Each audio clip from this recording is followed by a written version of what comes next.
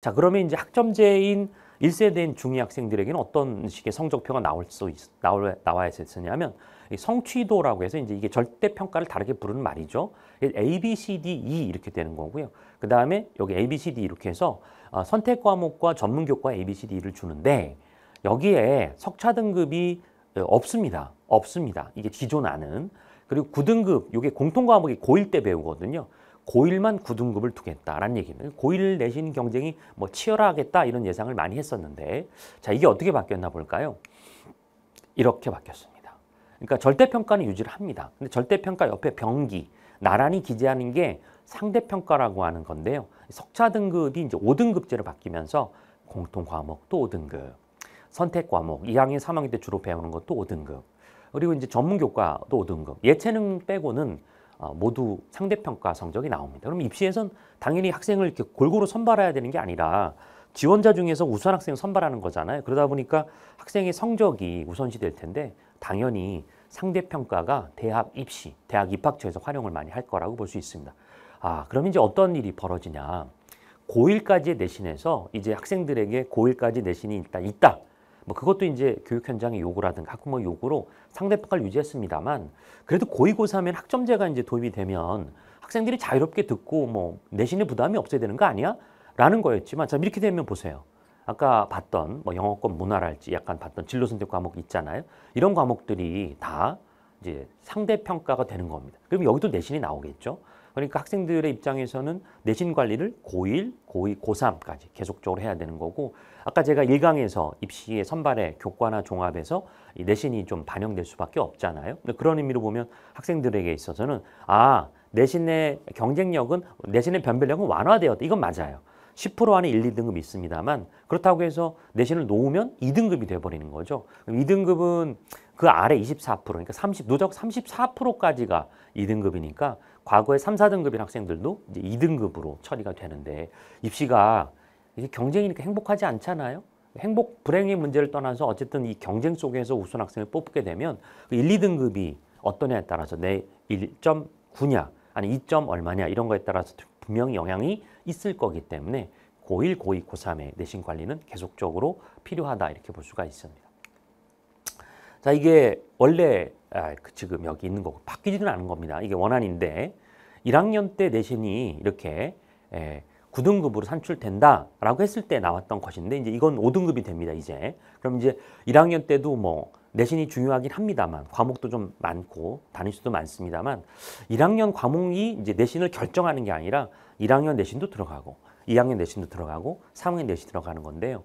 이거 바뀌지 않을 것 같네요. 무슨 말씀이냐면 1학년에 국어 과목을 들으면 공통국어 1, 공통국어 2 이렇게 나뉘는 겁니다. 현재 중3 학생들 입장에서는 그냥 통으로 해서 한 학기에 500자 적으면 3,500자가 나오거든요. 이걸 우린바 세부능력 특기사항 줄여서 세특이라고 부릅니다. 근데 이제 이 부분에 대한 것들이 중등 생기부에 이렇게 적히잖아요. 근데 이제 세특이 대입에서도 상당히 크게 반영이 되다 보니까 이 세특의 기재가 중요한데 공통고 1, 2는 결국 1학기와 2학기 때 이 과목이 쪼개졌기 때문에 500자, 500자니까 결국 2배가 됩니다. 500자였던 것이 이제 1000자가 되는 거죠. 학생들이 1학년 때 활동했던 것들이 굉장히 디테일하게 적히게 됩니다. 이렇게 다 1, 2로 쪼개졌기 때문에. 그래서 6,500자로 무려 1학년의 기재가 3,000자나 더 많아지기 때문에 생기부에 적히는 나의 어떤 그런 활동이 고1에서 드러날 때 그 상세하게 적히는 거죠. 과거에는 고2, 고3에서 이제 학생들의 활동이 두드러졌다면 고2, 고3 활동도 있습니다만 현재 구두대로 하면 1학년의 세특이 또 굉장히 상세하게 적힐 가능성이 높습니다. 그러니까 우리 입시라는 게 부모님도 많이 참여하시고 또 우리 아이들 좀 잘 되게 조금 더 서포팅 해주고 그래서 막 선행도 있고 이런 거 아니겠습니까? 제가 봤을 때는 아무래도 입시열이 좀 교육열이 좀 강한 지역 중심으로 해서 야 1학년 때 내신 뭐 5등급이야 하더라도 6,500자나 늘었던 이 세특의 생기부는 내 아이의 대입에 아주 중요할 거라고 생각해서 고1부터 활발한 활동을 가지 않을까 싶습니다. 우리 PD님도 고개를 끄덕끄덕 해주시는데 굉장히 이해가 빠르신 분 같고 여러분도 충분히 그런 부분을 이해하실 것 같다라는 점. 그래서 유념하실 건 고1 5등급이 됐다. 이제 9등급은 아니니까 뭐 거기서 막 싸움박질나고 뭐 엄청 치열하고 뭐 고1 내신 망하면 뭐 자퇴한다는 뭐 이런 소문도 있었습니다만 이젠 그럴 일은 없지만 세특 경쟁이 좀 치열하게 됐다라고 보시면 되겠습니다. 자, 이제 국수형 변화 쪽을 한번 볼까요? 여러분이 이제 아까 2015 교육과정은 2022 개정 교육과정의 전 단계 중3 학생들까지가 해당되고요. 중2 학생들은 이와 같이 이렇게 일반 선택, 그 다음에 진로 선택, 융합 선택이라고 해서 선택권이 확 늘어났어요. 근데 제가 이렇게 확 늘어나니까 어때요? 백화점에 가서 물건 고를 때 행복하지 않나요? 몇 개 없는 그런 데보다는 훨씬 더 내가 선택을 할 수 있고 다양한 게 있으면 좋잖아요. 이렇게 다양하게 늘어난 겁니다. 그러니까 아까 말씀드린 선택권을 많이 주는 쪽으로. 근데 이거는 전공에 대한 준비를 하는 아이들에게는 그쪽의 선택을 많이 할 수 있도록 하는 아주 좋은 방향의 제도인데, 자, 한번 생각해 보십시오. 이 과목이 나 주제탐구 독서 들을래? 라고 했는데 절대평가였어야 될 과목이 이제 5등급으로 상대평가가 되면 내신 신경 써야죠. 상위 10% 안에 들어야 되니까. 문학과 영상도 마찬가지. 그래서 이 과목들 중에서 또 야, 문학과 영상? 여긴 애들이 많네? 그럼 난 내신 따기 위해서. 왜냐하면 100명 들을 때 10%면 10등까지 1등급이지만 직무의사소통? 나 이거 여기 수강생 10명밖에 안 되네라고 하면 그중에 또 절대평가가 아니라 상대평가 5등급제라면 1등이 1명밖에 없잖아요. 그러니까 여러분이 내가 고려대를 간다라고 했을 때 대부분 아이들이 1등급일 텐데 괜히 실수로 2등급이 나오는 과목이 생기면 얼마나 그 부분이 불리하게 작용할까 이런 고민하겠죠. 그래서 사실상 뭐 국어나 수학에 있어서 학생들의 선택권을 이렇게 다양하게 해놨으나 결과적으로 내신이 상대평가 될 때 뭐 용감한 친구들이 있겠지만 대부분 내신이 따기 유리한 과목으로 선택하지 않을까 이렇게 보여집니다. 그리고 여기 이제 붉은색 과목이라고 되어 있는데 여기 화법 언어와 독서, 이게 이제 붉은색이죠. 이게 이제 수능 범위고요. 이게 1학년이 아닌 2학년, 3학년 때 배치가 되겠죠. 여기가 수능 범위고요. 여기가 수능 범위고 그렇다는 얘기고요. 그러니까 2022 개정교육과정 일반 선택 과목이 그대로 수능 범위 국수형으로 간다라고 보시면 되겠습니다. 그러면 학생들 입장에서는 여기 수학 미적 기하, 아까 미적도 기하, 심화 수학으로 바뀐다고 했죠. 여기 안 들을 애도 있을 겁니다만 나는 서울대 가야 되는데 여기 들으라고 하네? 그럼 이건 뭐 다른 선택권 없이 인공지능 수학 듣고 싶거나 그러면 학점제 그 학점을 채워야 될 때 그 나름 제한 학점이 있으니까 미적기하 일단 하고 가야지 하고 하게 되면 나머지 선택 과목에 대한 선택권이 좀 줄어들 수 있다. 이렇게 볼 수 있겠습니다. 자, 이해하셨죠? 자, 그러면 이제 사회과학 탐구는 어떤가? 이렇게 또 사회과학 탐구에 아무래도 사탐, 과탐이 굉장히 현실적인 과목이 많잖아요. 그래서 이렇게 다양한 과목들을 만들어 놓고 역시 과학도 좀 물리를 쪼개긴 했습니다. 역학과 에너지, 전자기와 빛에서 선택 과목에 따라서 학생들이 이제 이렇게 다양한 걸 쪼개서 들을 수 있었거든요. 좀 더 나아가서는 실생활 과학과 연관된 또 과학기술과 연관된 것들과 접목된 과목, 또 융합과학 탐구처럼 나 물리랑 화학이랑 접목해서 뭔가 새로운 탐구를 해볼래라는 것들이 있었습니다만 역시 이 과목에 있어서 용감하게 도전하는 것도 전 추천합니다만 학생들이 첫 해고 그러니까 교과를 그래도 신경을 써야 되지 않을까 이런 부분으로 학생들도 수강 신청을 1학년 때 하거든요. 여러분이 이제 중2 학생들이 이제 중3, 고2를 가게 되면 고1 때 수강 신청을 해야 됩니다. 고2, 고3의 과목 개설을 위해서. 그럼 이제 학생들 입장에서는 다수가 선택할 과목으로 수강 신청을 하지 않을까. 그리고 학점 이수를 그렇게 진행하지 않을까. 이렇게 예상되는 부분이 되겠습니다. 기술과정. 아까 중3 학생들 같은 경우도 이제 학교에 가게 되면 과목이 좀 늘어나 있긴 합니다만 이렇게 학점제가 완전히 도입되면 이런 부분이 전국에 있는 대부분의 일반고에서 이제 이런 식의 선택권이 상당히 많아지니까 물론 이제 특목고는 요거보다는 좀 더 다양하고 이미 더 구체적인 과목들이 많죠. 전문적인 과목들이. 그렇습니다만 일반고도 제법 다양한 과목이 있구나. 또 어떤 학부모는 그러세요. 이거 들어보니까 이거 내가 대학 다닐 때 학점 신청한 거랑 비슷하네 라고 하는데 거의 그거가 유사하다라고 보시면 되고요. 네. 그리고 예전에는 이제 단위수라고 해서 단일 이수하면 무조건 졸업이었는데요. 학점제는 이제 F가 나오잖아요. 그럼 그 이수 다시 해야 되고요. 그런 게 있으니까 누락된 그러니까 좀 약간 성적이 처진 학생들도 보충을 통해서 재수강을 하거나 이래서 학점을 채우고 F가 없어야지만 결과적으로 졸업을 하게 된다는 것도 일종의 대학의 그런 학점제와 유사한 부분이 되겠습니다. 자, 여러분 이제 학점제 시대의 준비는 제가 이렇게 요 아래가 이제 뭐 저학년으로 해서 뭐 고학년 이렇게 올라가게 되는 부분인데 뭐 이걸 쉽게 1학년, 뭐 2학년, 3학년 이렇게 합시다. 경계는 허물었습니다. 왜 제가 고1, 고3을 안 했냐면 사실은 이 제도의 특징이 고2 과목을 고1 때 들을 수도 있고 고3 과목을 내가 고2 때 들을 수 있게 되어 있는 부분이 있거든요. 근데 이제 우리 구조적으로 보면은 이제 그런 거라서 제가 고1, 고2, 고3을 안 내놨습니다만 순서적으로 보면 대체로 이런 과정이 일어납니다. 시간적으로는. 일단 뭐 이거 진로 결정이 고2 때 하면 늦죠. 고1 때 어느 정도 정해지고요. 그다음 수강 신청도 고1 때 보통 2학기 초에 합니다. 여름방학 마치고 내신 관리 뭐 이때 시작이 되는 거죠. 쭉 가는 거죠, 여기서. 그럼 이제 그다음에 2학년 때나 요쪽 시기가 되면 뭐 고1, 2학기 정도도 되는데 진로선택 과목이 시작이 되고요. 자율수강하고 교과 세특이 또 중요하고 창체까지 동아리 활동도 합니다. 그래서 학점제가 되면 단위수가 204에서 192학점으로 줄기 때문에 그럼 그 시간에는 뭐 공강도 있고 나름 내가 뭐 독서 활동도 할 수 있고 막 그렇거든요. 그래서 학교에서 요즘에 학생들 공강 시간 이렇게 선택 과목을 하다 보면 공강이 생기잖아요. 집에 돌려보내는 것도 아니니까 스터디 카페식으로 그런 공간을 만든다고 하기도 하고 또 그 시간에 뭐 내가 또 탐구 활동한다면 실험실에서 뭐 탐구해 볼 수 있는 그런 여지도 있을 겁니다. 동아리 활동도 있고요. 그 다음에 이제 마지막은 대학 선택인데 사실 뭐 우리가 고3 때 대학 선택을 하는 게 과거라면 요즘은 대학의 전공은 미리 좀 선택해 두는 게 진로 결정을 하면서 그게 대입이랑 연결될 때 좋겠죠. 전공 지원이 수시나 정시 쓰는 걸 얘기하고요. 앞서 보셨던 교과 종합, 논술, 수능 영역의 정시 모집 이런 선발 방식 크게 있습니다. 수능 최저도 맞춰야 되고 대학별고사 아까 대학별고사 뭐라고 했죠? 1학년 1강에 논술과 그다음에 면접이라고 했죠. 그리고 이제 수능이라는 국가고시까지 이런 준비 과정을 학생들이 거쳐야 되는 부분이 있더라.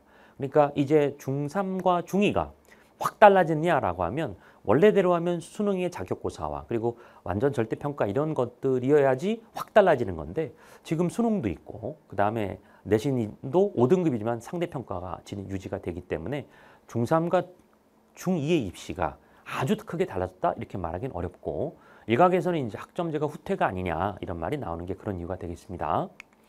자, 여기 학점제가 이제 선도학교라고 해서 미리 학점제를 진행한 학교가 있겠죠. 그래서 그 시범학교에서 학생이 공부해서 대학을 이미 간 사례인데요.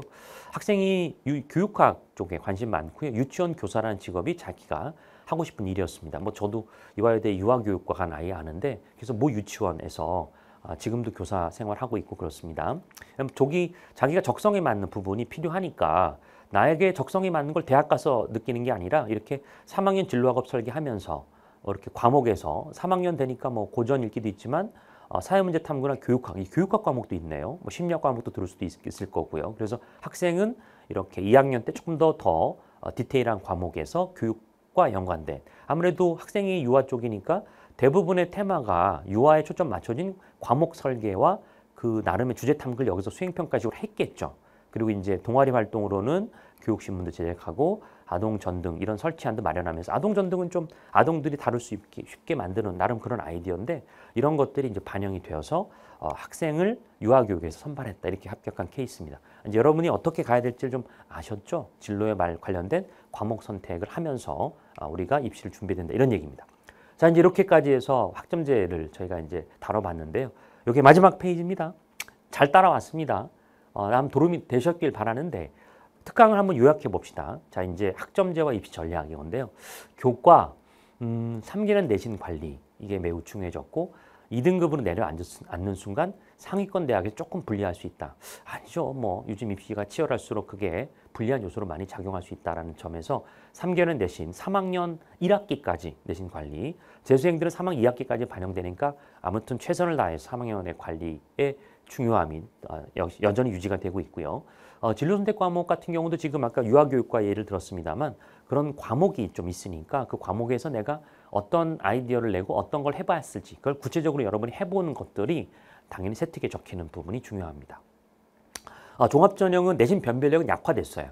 물론 종합전형이 원래 내신을 가지고 뽑는 전형이 아니죠. 교과전 이미 있는데 뭘 또 다시 내신을 가지고 뽑겠습니까만 그래도 내신을 참고하면서 그러니까 교과를 넘어서는 학생부는 없다 이런 말 할 정도로 그 전공과 연관된 과목 내가 연세대 인공지능학과 간다 그러면 미적분이나 기하를 이수했는가 또 그것이 등급이 어떤가 당연히 뭐 인공지능은 또 행렬이나 이런 것도 중요하니까 또 그런 부분에 대해서 혹은 역량이 있는가 이런 것들 따져봤다면 이제 종합전형도 역시 그렇긴 하겠습니다만 내신이 5등급이다. 연세대랑 고려대 간 애들은 대부분 올 1등급 아니겠어요? 근데 그런 부분에 약화는 있겠으나 비교과 쪽에서는 여전히 종합전형은 면접이라든가 실제로 서류를 평가하면서 학생을 선발한다는 부분이 되겠습니다. 자, 논술. 논술은 제가 짧게만 언급하고 말았는데요. 이런 전형이 있다는데 논술은 예전에 서술형 도입된다고 했었는데 서술형 도입은 시기상조라고 해서 이제 안 하게 됐습니다. 그럼 서술형이란 게 원래 글을 써서 학생들의 능력을 평가하는 거고 채점만 잘 되면 이것만큼 좋은 건 없죠. 근데 이제 그게 아무래도 이런 구조적인 문제라든가 이런 거로 안 된다고 한다면 논술은 그래도 지원한 아이들 틈에서 채점하면은 대학에 최대한 인력을 동원하다 보면 학생에 대해서 우수한 학생을 발굴할 수 있는 이점이 좀 있거든요. 우리 프랑스도 바칼로레아라고 해서 학생들 서술형으로 선발하잖아요. 그런 것처럼 대학별 고사로서 위상을 유지하지 않을까 이런 부분이 있고요. 실제로 2025학년도 그러니까 내년부터 고려대는 논술을 334명을 선발하는데 연세대와 인원이 비슷합니다. 자, 그다음에 이제 마지막 수능 쪽인데 수능은 이게 전 영역을 다 응시하는 것들 대학이 이제 그렇게 선발하고요. 근데 이제 거기서 어디에 비중을 두는가 범위도 중요하고 난이도도 중요하고 이른바 선택 과목 폐지의 그 원인이 되었던 표준 점수 때문에 이게 선택의 편차가 있다고 해서 합쳐진 거잖아요. 폐지가 되고요. 그렇다면 그러면 그런 과목 중에서 학생들에게 좀 변별력이 있는 과목 또 대학 현재 비중 있게 선발하는 과목은 어떤가? 국어입니다. 사실 국어는 단지 문학이 아니잖아요. 우리가 리포트를 쓰거나 논문을 쓸 때 국어 아니면은 국어 실력이 매우 중요하고 요즘 사회에 문과 이과 상관없이 수학이 매우 중요하죠. 디지털 시대에. 그러니까 국어 수학의 비중이 당연히 있을 거고 실제로도 그렇고요. 그다음에 영어. 영어가 사실은 낮아진 건 이제 뭐 요즘엔 통번역기도 있지만 사교육의 영향도 좀 있죠. 논술도 그래서 좀 억제돼서 절대평가 바뀐 것도 있습니다만 뭐 제도적인 이유로서도 절대평가가 되어서 상대평가인 국어 수학과 달리 영어는 그 다음에 위치가 아닐까. 그 다음에 이제 통합 탐구 이런 쪽이 되는데 통합사회 통합 탐구의 중요도가 있다라고 해서 제가 이런 식으로 중요도를 순서대로 좀 나타내 봤고요. 물론 달라질 수 있습니다. 그리고 이제 심화수학은 아까 말씀드린 것처럼 이렇게 생각해 보니까 학생들 이과 입장에서는 또 대학 입장에서는 이걸 안 배우는 것은 대학 가서 따라갈 수 있을까? 라는 부분도 있죠. 그러니까 심화수학을 조금 더 자연계 학생들에겐 의무수강 또 난이도를 좀 올려서 90점이 다 10%가 되는 건 아니잖아요. 90점이라도 어렵게 내면 1, 2%가 90점이 돼서 1등급이 얼마 안 될 수도 있는 식으로 해서 그런 변화가 있을 수 있다라는 점으로 오늘 학점제 세대에 2028 대입 개편안 중2가 어떤 입시를 맞이하게 되고 중3은 그러면 중2와 어떻게 다른지를 오늘 얘기를 해봤습니다. 어떻게 도움이 되셨습니까? 긴급하게 이렇게 준비했는데요. 오늘도 저는 여러분이 급하게 요청하시는 그런 부분들에 대해서 이렇게 꾸준히 이야기를 제공할 거고요. 앞으로 제가 생기부, 뭐 경제학에 관한 생기부, 의대로 관한 생기부도 이제 강의할 텐데 그런 강의도 열심히 들어주시면 여러분이 학교 생활에 있어서 많은 도움을 받지 않을까. 그리고 대학도 한 방에 수월하게 가지 않을까 이런 생각하면서 오늘 강의를 끝내겠습니다. 감사합니다.